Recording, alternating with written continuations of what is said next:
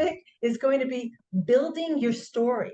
And this is a really great topic that was so good that we had to do a part two. Part one was so fiery and hot that we had to kind of close the loop with the part two. And so actually the host or the real thought leaders on this one for the last one was Raia, who's here now, and Jeremy Donaldson. Jeremy is he's dadding really hard right now. He's got kids, he's got some sitter kind of timing issues, so he's going to come in a little bit late, but as soon as he can, he'll be joining us. So that's some exciting news there. But just to know what we're going to talk about this evening. Couple things before we get started, just some housekeeping stuff. As you probably saw, this session's recorded. Promise this is a safe space. Nothing goes beyond this, but there's so much information and knowledge that's shared. I know Jan wanted to record these sessions for a future project that'll be available for everybody, which Marianne knows all the details about, but we'll share those to be revealed in the near future. It's coming. It's happening. The conversations like this is meant to be conversational, right? We're going to do some breakout rooms later, but and share ideas, share knowledge. But we want to hear from you. Raise your hand, and we'll call on you, and you can definitely get off mic. We want to hear people's thoughts. And I think I covered all the main stuff. We have all the links to our Slack channel, our LinkedIn group, et cetera, et cetera. Please join all those things and feel free to look at the content, share content, et cetera. And I'm going to pass it on to Ashna to talk about the wins. Let's start on the upside. Yeah. Here, let me just paste all the links in the chat. But hello, everyone. Welcome again. And excited to see the crowd. I love it. Awesome. So as you all know, we always talk about wins, but I think today, and I'm going to say shout out to Ty because he gave us a great idea. We're going to, talk about wins with a little bit of a twist. Or I shouldn't necessarily say twist, but it's a different question that we're going to ask. So I guess, as we know, people looking for a job or, the layoffs and everything. I mean, the market is tough right now and there's a lot of things happening. And a lot of time what we forget about is focusing on us, self-care. So the question today is around self-care. So talk about a win or something that you do at a times of whether you're going through layoffs and applying for jobs or just, going through a tough time at your work, whatever that may be. What do you do to focus on self-care? And that's what we want to talk about. And I'll start because I kind of always do. So recently, which you may have, I didn't attend the last CS office hour, and even that, it was my birthday weekend. And what I did is I gave myself a gift of doing no digital for a few days. And I was off of all social media. I had deleted all the apps and stuff. And that is what I did to take a break. And I was reading books and going to the beach and just be with myself. So that was me taking care of myself and focusing on me at that point. So back to you guys. Who wants to talk about how do you focus on self-care or some of the things that you do? Oh, that's amazing. Whoa. I love it. Glitter in there? That feels tactile. Wow. It does. It looks gold funky, leaf. right? Ah. I can't That's count awesome. on more than one hand the times I've seen somebody draw a bird from above. That's awesome. Yeah. That is so cool. That is amazing. Look at that. See? That's a great win. Thanks for sharing. Trevor, Nice. let's hear you. Yeah, as some people may know, I usually say I'm off camera during these things because I'm coming back from my self-care, which is I do Thai kickboxing. So that's kickboxing with punches, knees, and elbows, which doesn't really sound like self-care. But it is a very good workout and it keeps me in shape and it's more dynamic than just going to the gym for me. So, and today is the first day I did sparring and did not feel like crap the entire time.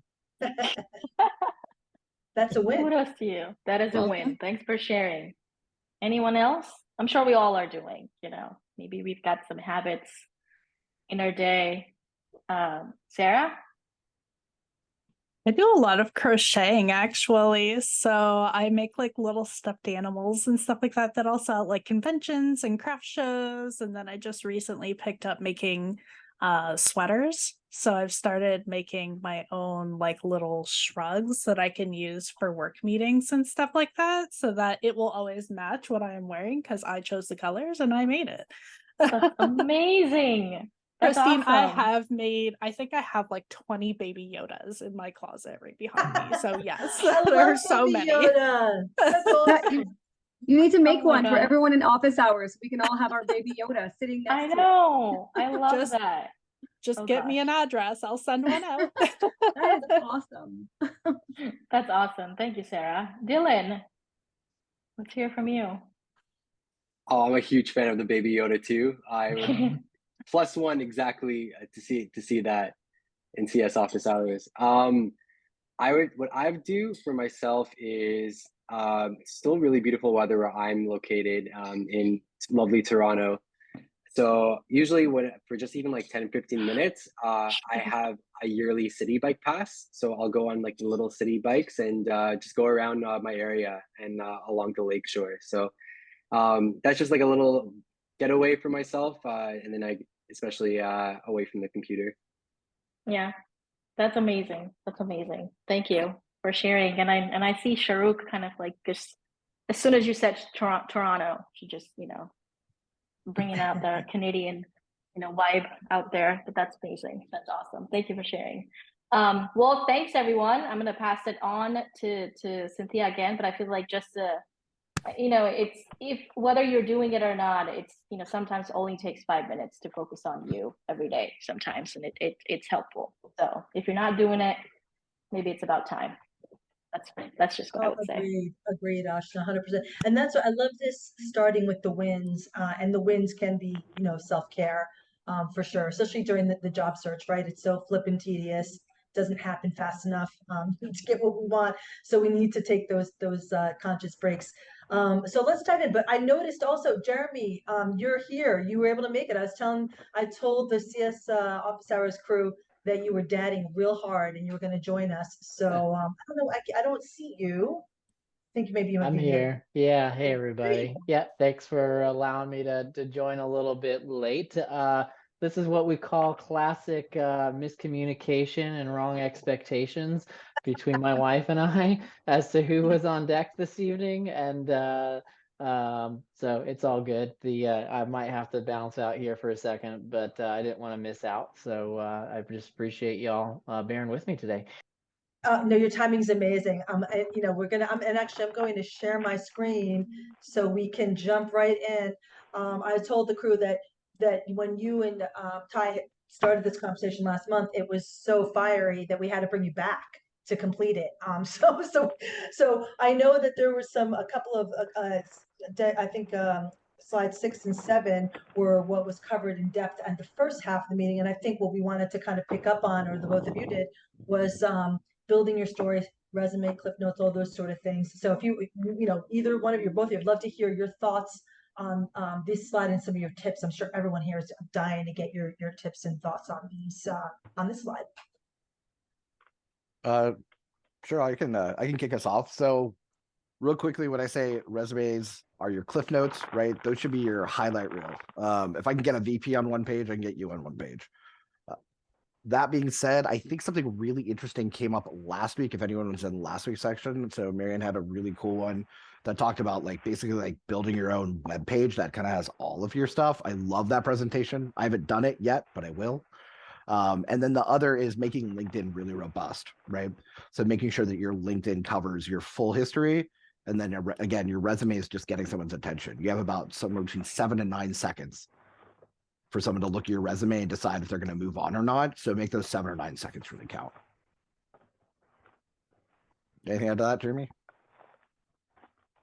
No, yeah, I was gonna say that the more you can pack in the few seconds, I 100% agree. And I think you and you might be getting ready to expand on this a little bit further, but love what you called about LinkedIn being kind of the comprehensive version of your resume. I think that's a really good call out, where it's not it shouldn't be like for like, but I think one of the things that could be a red flag is if your LinkedIn doesn't match your resume, right? That could be a red flag, but don't feel like if you can't capture everything that you do in your role today on your resume, your LinkedIn is a great kind of, I'll call it a placeholder to put a lot of the more granular detail.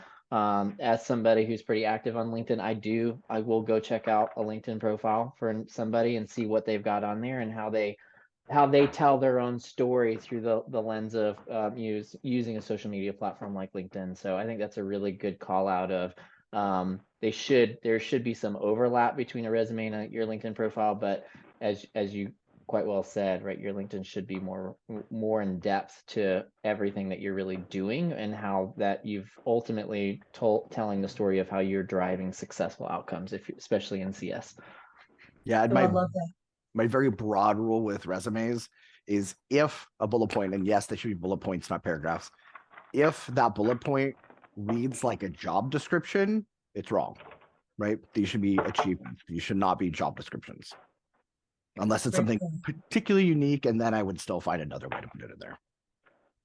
Yeah, like concise and quantifiable points always, right? That's what catches people's eyes. Numbers and get to the point. Gary, I think you had your hand raised. Did you have something to comment? We'd love to hear from you. Yeah, no, I was just going to say similar to what everyone's saying. Like I was taught a while ago, just really put your job titles in your LinkedIn. That allows you to tailor your resume specifically to the job you're applying for, especially if in your role Can you help me? often. Oh, somebody's not on mute. Especially when you're especially when your role is has quite a lot of different facets to it, and then you're going for another job that's quite specific and you want to focus on that. So if you just hang on to your job titles on LinkedIn and then put the relevant details in the bullet points and everything else that's just been suggested in the resume, so that way you're tailoring it for the role you're applying for, not the fact that you've done 101 things in your career. Oh, that's such a great point because when you tailor and it's hard though, right? Because sometimes you're just like you just get so exhausted, you just want to get it out. But I think that tailoring and personalization is really the best way. It's like if you're really exhausted, don't do it right now. Go for a walk and come back when you're refreshed and tailor that resume.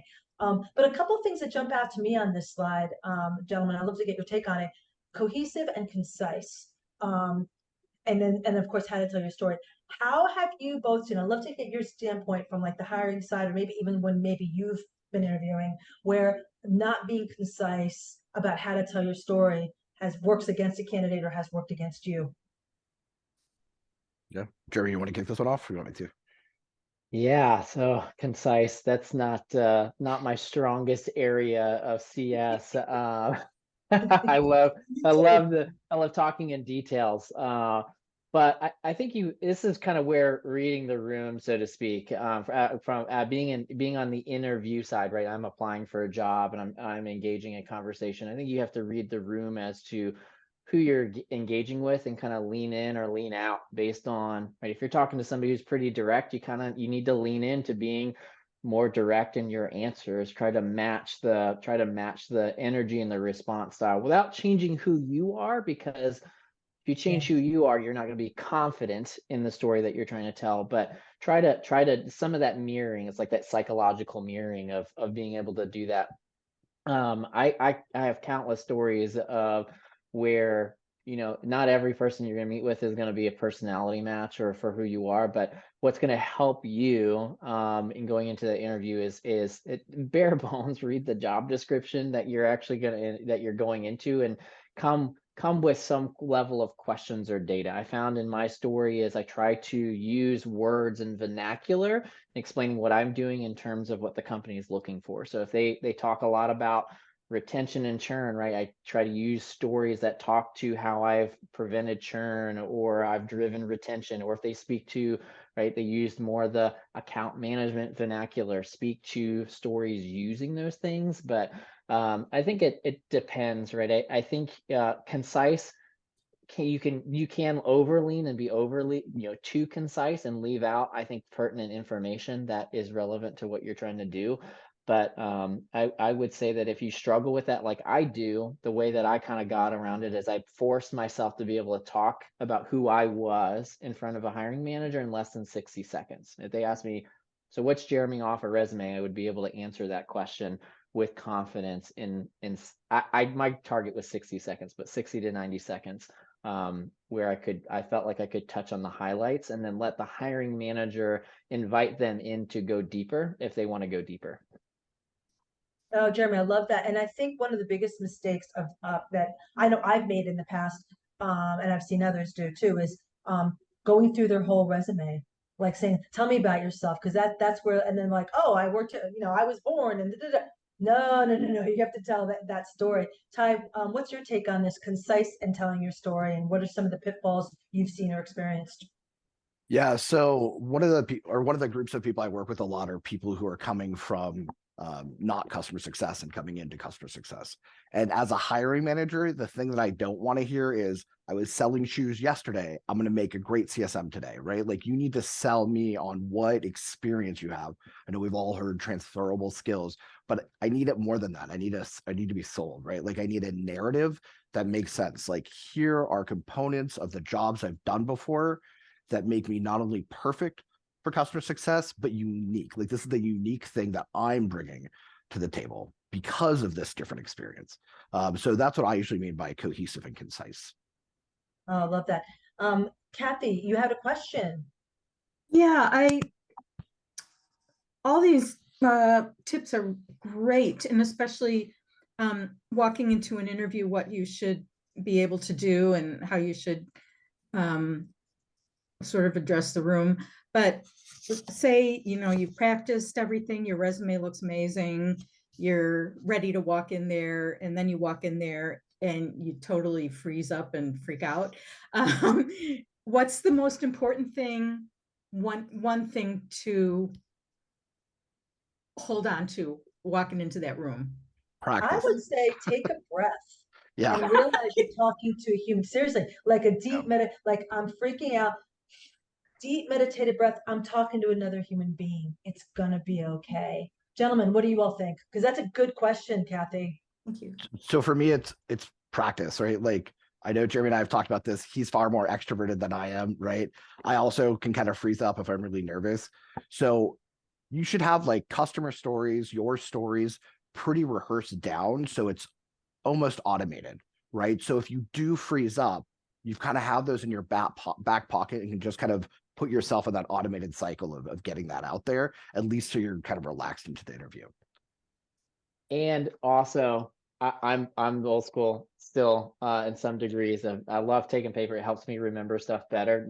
There's lots of great tools out there, but just it's that psychological of writing it down. But in addition to knowing your stories and internalizing those stories, anytime I have an interview, I put a sticky note and I make sure that I have I anticipate 2 or 3 questions I know I'm going to be asked, and I write down 1 or 2 word bullet points for me to say, okay, I want to touch on that point around retention. I want to talk about that story around voice of the customer. I want to talk about how I was able to grow that customer and what what was the positive outcomes for the customer and for our organization. But that way I didn't have to hunt, right? It's kind of one of those, if you put it forefront, it's written down, you've got something that'll kind of help you jog your memory super quick. You don't have to like think on the fly. Believe it or not, as extroverted as I am, I'm super nervous. And like the first part of those interviews, that I would say that interviews is not always my confidence suit, but once I'm able to kind of, I'll call it break the ice, and I as somebody who interviewed, that was always kind of my goal was, can I get the hiring manager to relax? Because if they can, if I can get them to relax, then I can relax, and then I can highlight to who I am. So not everybody feels comfortable doing that, but if you are the type of person who feels comfortable with trying to call it lead the conversation to some degree, come with an icebreaker. Ask something kind of like, I'll call it professionally off the walls, but just kind of like get people out of the box and make it memorable. At the end of the day, it's less about everything you've done historically, and it's more about, will they remember you in a good way coming out of that conversation to the point where they say, hey, I want to move you forward to the next round of the conversation. So real quick, I see we have 2 hands up, but let me just add to that for a quick sec. I will say Jeremy's spot on with them remembering you. I think this is where a little light cyber stalking comes in. Like, try to find an interesting thing about them. People love talking about themselves, especially Yeah. quirky things or like big achievement that they've had. Bring those into the conversation. Those almost always loosen people up. We call that I love that, Ty, professionally because stalking. it does but- personalize it too, right? Correct. I did do my research. I knew I was meeting with you, and I saw that you love hockey. I've been Exactly. to hockey games. That's fun. Whatever. Jeremy, sorry, I interrupted. I was just saying, I tell people when I tell my CSMs you're doing research on their accounts and looking people out, I call it professionally stalking, but I do, I light cyber stalking works too. I think that might be the phrase of the night. Ty, we'll see if anybody. I said beats it. light. Light stalking, just a little light stalking. Yeah. Nothing dangerous, right? Sarah, you had a question that we'd love to hear from you. I actually just wanted to build off of what Ty and Jeremy were saying, and something that I did back when I had a lot of anxiety speaking with interviewers was I actually practiced with people who knew me, because it gave me the same kind of anxiety trying to speak professionally to people that I don't traditionally speak professionally in front of. So it kind of gave me the same kind of nerves. And something to kind of keep in mind too is that, like, as a CSM, you're often going to be speaking to people in leadership positions. So how you conduct yourself in an interview can actually be, an indicator of how you're going to conduct yourself in front of like a key stakeholder. So really just practicing and having that confidence, I think, is actually going to just improve chances of getting into a CSM role even higher. So that's something that I did in the past, was I put myself in those uncomfortable situations. Like, if you can find someone that that's speaking in an interview tone is going to make you a little uncomfortable, just keep practicing until that's no longer uncomfortable. Yeah, great practice is definitely, especially in the interview process, knowing your story inside out so it's natural could really be a lifesaver when you've got nerves. Because guess what? We all get the nerves, right? We all want that job, and the more you want it, the more nerve-wracking it is. So I'm with you, Sarah. Felicia, you had a question. What could we? What do you have to say about this? What do you think? So sorry guys, I'm in an area and I can't turn my camera on. I'm scared. Anyway, I just wanted to say that really when you're interviewing, I think the most important thing is to listen, because when you're listening and they ask a question, sometimes I find that people will think that they know what the question was, like if it's a trick or, someone trying to be very savvy and challenging, but really it could be a very straightforward question. And they really just want to know, what's your answer? So I think if you can be very clear and concise when you're responding, that's more helpful than, sounding as if you prepared something and it goes on and on. So if you're clear, concise, you're really listening, you're answering the questions that are being asked. And when you give an example, make sure that you just give, here's context, here's, the situation, the problem, and the result of how you solved it.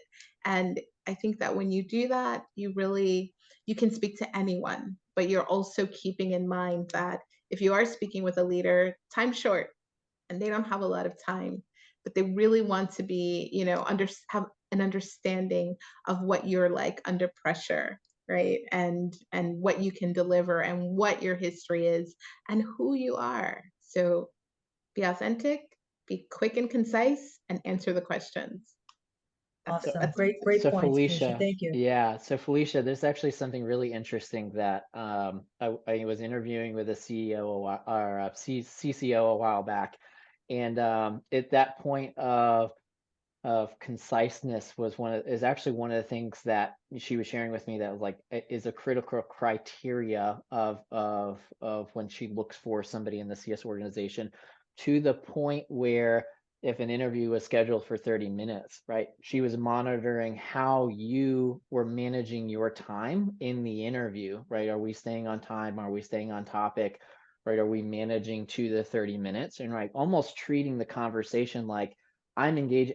I'm a customer of yours right now. How would you interact with me if I was a customer, and how would you manage the time, right? Are you thinking through, like, are you planning, asking strategic questions? It's completely changed like my frame of mind, even as a CSM, and going into conversations of, if I only have 30 minutes with somebody and I can engage, how would I engage, and what would be different than if I had 45 minutes or if I had an hour with somebody in that regard. So I think that's a great call out. And the other thing that Sarah, I want to go back to Sarah's comment real quick, because it dawned on a post that I saw a couple months back about kind of like calling somebody ahead of an interview. I was actually, advice that I was given was, find somebody that you're close with. Like, I don't know if you're close with your mom, or a sister or a sibling or an uncle, right? But call somebody you're familiar with, that you're super comfortable with, like 5-10 minutes before an interview, and just chat with them, get kind of into that like comfortable mode, kind of shake all those nerves off, and then step into your interview.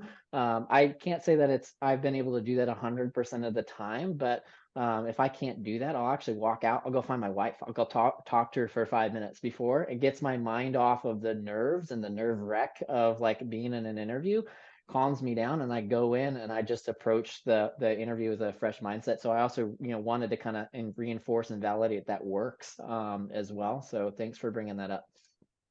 That's awesome. And one last question before we hop into the breakout rooms. Kathy. Just wanted to say, Felicia, I really like what you said about listening, because I've been in situations so many times where I had no idea what I was doing. So I would ask a question and give somebody else the ball, and then I could relax from there, because there was kind of a connection with another person to work from. But I learned something for like the third or fourth time today, and that's when you're really scared in a situation, your thinking brain like shuts down, because you go back to lizard brain, where you want to either get out of there or like disappear, at the fight or flight thing, and you just literally can't think because your brain stops. So you have to find a way to get yourself back. And I think listening is a really good way to do that. Gets you into a conversation without trying so hard. So that's my thing. Nice. Thanks, Kathy. I lied really quick. Ty, Jeremy. One thing I did not want to, I don't want to go into breakout rooms before we address how to tell your story. Call out gaps in experience. Yeah, I can transition plow to through these real CS, quick. and industry niche. I would love you guys to touch base on those, because I think with all the layoffs and the pandemic and all those things, there are reasonable reasons for gaps in transition. So I'd love to get your take on this, because I think it's important.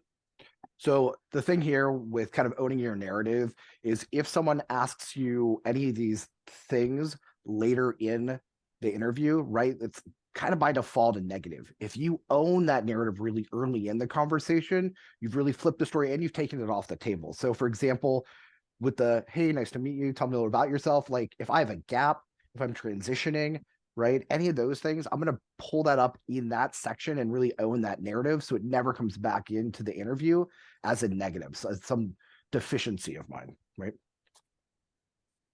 Jeremy? Yeah, I was gonna say, it's kind of the elephant in the room. You call it out right away, and move on, right? If they keep making a big deal about a gap in your story, or you're transitioning after you've proactively called it out, I would say that's a red flag company potentially, in considering if they keep trying to hang their hat on it. But I 100% agree. It is, true CSMs work as partners, but they also, right, good CSMs know, right, where to try to keep the story on track versus, following, kind of being led to something. And so this is a great opportunity to showcase your skill of saying, I'm situationally aware that we might have a problem here. Let's talk about it. And it's exactly the approach I took in since I got laid off twice, in November and in February. I just owned it and said, I don't wish ill on my previous employers. It just is what it is. And here's the story. And we moved on. Doesn't mean it won't come back up, but I can say, hey, I told so and so about this in our previous conversation. Here's a little bit more context, and we move on. I love that, because I think a lot of times we are fearful of how gaps or why are you moving? In my case, it was sales to CS. Like, what you need, it's like, don't be afraid of it, address it. No, be completely clear, and then move on. And I think, Jeremy, you're right. If they continue to harp on it, that's a red flag. Like, but clearly there's an issue. Maybe this isn't the right place for me. Who knows? But anyway, great conversation as always. We're going to go into the breakout rooms. Hopefully I'll be able to get you in breakout rooms. But these are the questions. These are great questions too that the gentleman came up with. What situation or personal pitch do you have a hard time reframing for interviews? Such a great question. And this goes to, if you're uncomfortable with something, you better get comfortable with it. Get your story, and believe it, right? Make it real, make it authentic. Don't make anything up, but just own it. And then how do you bring your best game to an interview, even when you are burnt out in your job search? We have all been there, burnt down in the job search. You're exhausted. You've told your story. To me, I feel like it's like going on first dates. Like, how many times, dozens and dozens and dozens of times. It's really hard to keep it fresh. So I'm really dying to get your everyone's take on that. And actually, let me stop sharing. And then also, I think we've got the links. Marian, I think were you chucking the links in there to the Google Sheet and the deck? I think that's been in there. So I'm gonna. Sorry, it's me. Ashna. Ashna. Yeah, Ashna, I just posted the. I think you're like the master of breakout rooms. I could do that. I will do that right now. We've got what, 51? Send people into the other sphere. 51. Yep. Yeah. Okay. Do like 3 to 4. All right. I'm gonna send everyone in a breakout 15 room. minutes. We'll come back in at 8:20 and definitely recap everybody's learnings in the breakout rooms. We had a great conversation, talking about, again, the challenges, right, of flipping, telling your story. Did anybody have any like specific insights or questions that they wanted to share or still didn't get answered? Not anything that didn't get answered, but I actually have something that Felicia brought up that I think is really good for people to hear. So share. Yeah, so I'll say like how it came up so people understand where this is coming from, and then I'll let her say because it's her thing. But I I know that like a lot of people, they're burnt out, they're kind of going through it, it's a long journey. I was there before, and one of the hardest parts for me is kind of explaining that, especially with COVID, right? I mean, how many of us went through multiple jobs during COVID? How many of us went through multiple jobs in very short succession during COVID? How do you explain that? How do you explain the burnout? How do you explain the gaps and everything like that? And not just being like, oh yeah, I'm learning or I'm volunteering or whatever. Because some people, you're done. You just want to get a job. You're just going through it. And I wasn't sure how to kind of go with that. Felicia said something that was really good about that. Well, I just said that, I think sometimes what I was hearing is that we're compelled to answer and give a story that may not be authentic to who we are. And sometimes we feel like we have to give more of our personal experiences, and you don't really have to do that. You just have to have agency over your choices. And you can express that during this time of transition, you were really, it gave you an opportunity to explore what is high priority for you, what is suitable for your lifestyle choices and career. And that in doing that, you were, navigating by taking courses, learning new, new things, working in different spaces to have some understanding of what is important to you moving forward so that you could have that agency. And that's what we determined, right, Trevor? Yeah, that even if you don't have, all these grandiose things of, oh, I'm volunteering or, oh, I'm doing this. I like your bit that you said where it's like, just own that fact too. Just be like, hey, I'm just figuring it out. I'm going through it. I'm evaluating what I'm working on and what I'm looking for. Great points. I love it. I love it. Ty, Jeremy, what about your groups? Did you all get some good insights from the people that you met with as well that you can share with us? Yeah, we in my group we kind of got talking about a couple things. One is those who have, I'll call it, have been in a role for a long time, suffered a layoff, and talking through kind of that progression and that transition, or taking on another role, and then going through multiple layoffs. And then we also talked through, right, I'm actively in a role, but there's a lot of instability in my role, from leadership to what the role is actually requiring of me. And so there's just a really interesting conversation to it, just like the types of things that what you should and should not share. Like, I think as much as what you say as what you don't say has an impact on that. And so for a role where you've been in something for a long time, maybe you took another role, you're impacted. One of the things that I recommend, especially if you're not getting a lot of traction on a job, is to try to anchor on something. Especially as you're starting your search, as you're building out your story, anchoring on a job description and industry. Maybe it's people that you want to go work for, but finding some anchor and then building off of that anchor, because it's kind of that power of multiplication that happens there. And then if you're in a role today, for those of you who are, maybe not happy in the role that you're in today, and maybe you haven't been there a long time, it wasn't always, what may not have been what you thought you were signing up for, that's okay too. Like, don't feel like you have to suffer in silence in the role because there's not stability, or things you thought were going to be there weren't. We don't always know what we're going to walk into. And as we've all seen, if you've interviewed, companies are not always as transparent as we would like them to be going through that process. And so if you find yourself in that situation, don't be stuck. But just be careful on how you tell your story to future hiring managers. Don't point your finger on, I'll call it, the gaps that your current employer has, but talk it through the lens of opportunity that you would like to be able to do in your future role, and turn that negative into a positive in your story that you're articulating. So we too didn't get to finish our conversation, but it was really good. So I know I feel the same way. Like there's always more to be said, but you touched on so many great points. Ty, what about you? Tell us about some of your conversations or points that came up. Yeah, so I think the biggest thread that kind of came from ours is people coming from backgrounds that aren't necessarily customer success, right? And how they kind of weave that narrative into going into new interviews, right? And like I was saying before, right, like you want something that's kind of organic, but also you want to take the strengths of the field that you came with. Like Lonnie, for example, has a background in marketing. I can't tell you how many customer success teams actually really need someone who has experience in marketing, particularly with expansion campaigns, and yeah. So be able to play to what your strengths are, what you're bringing to the table, because that's the unique part that's you. I don't think it's a deficit to not be in customer success for the last decade. I think it's a deficit to not have a variety of experience. So when you come to me with something that you're bringing that's unique that I don't have on my team, I want you to be able to call that out, particularly early on in the conversation, really set the stage for that unique skill that you're bringing in.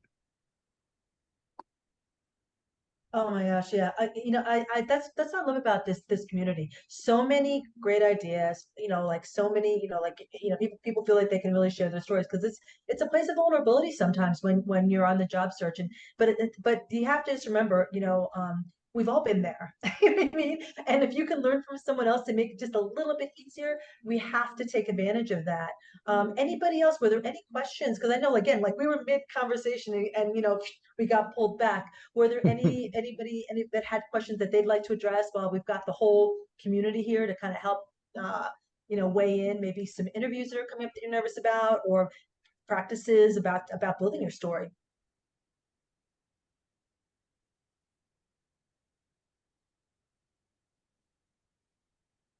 Don't only make it shiny.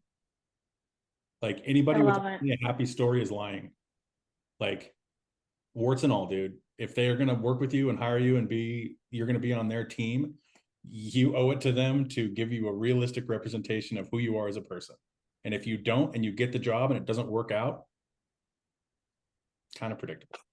I love that, because sometimes those war stories just show you've got grit. And that grit can go a real long way. Love that, Andrew. Thanks for that. Justin, you had a question. Talk to us. Hey everyone.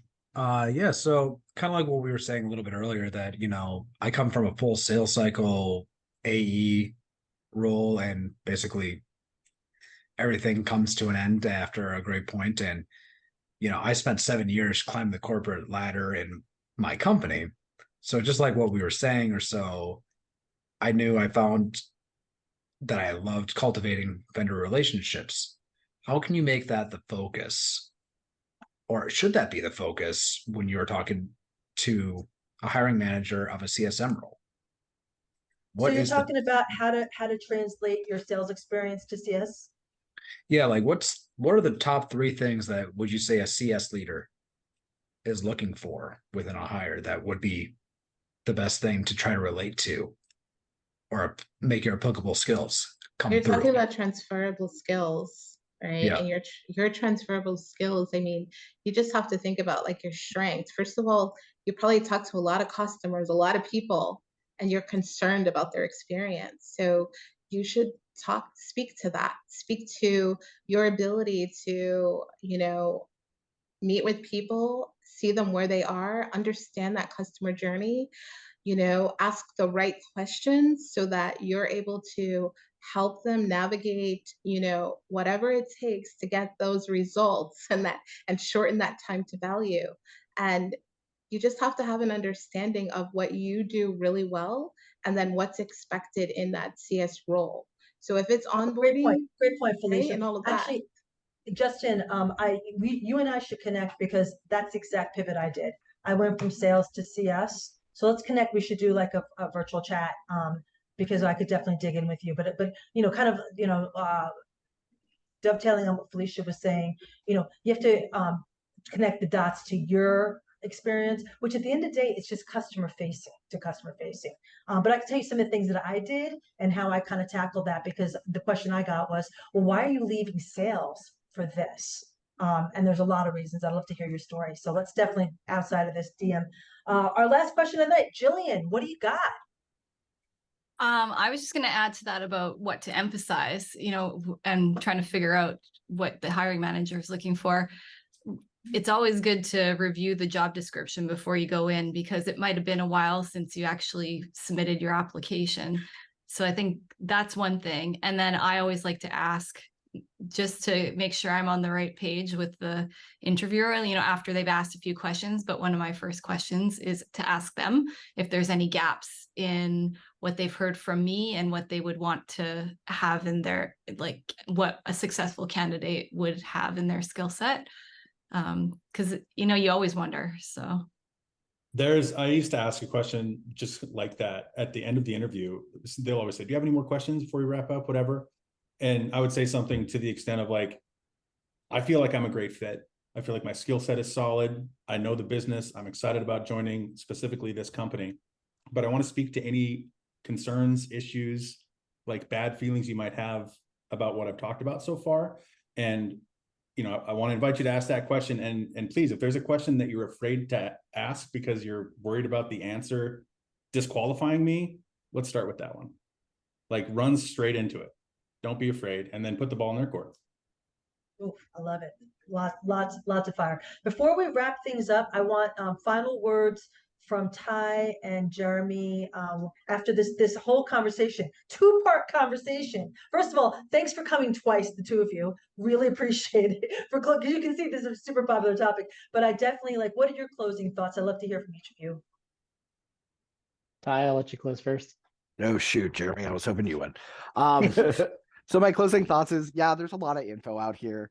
You'll find a lot of resources. We have some in the resource thing on the Build Your Story slides tonight. That being said, if you are struggling, don't have money to pay for someone like Carly, who I highly recommend, and are in a position where like, hey, I've got bills to pay and I'm 6 months out, feel free to hit me up. I can set something up with you personally to try to help you out best I can in that scenario. I can tell you lots more, but that's where I'll end with that.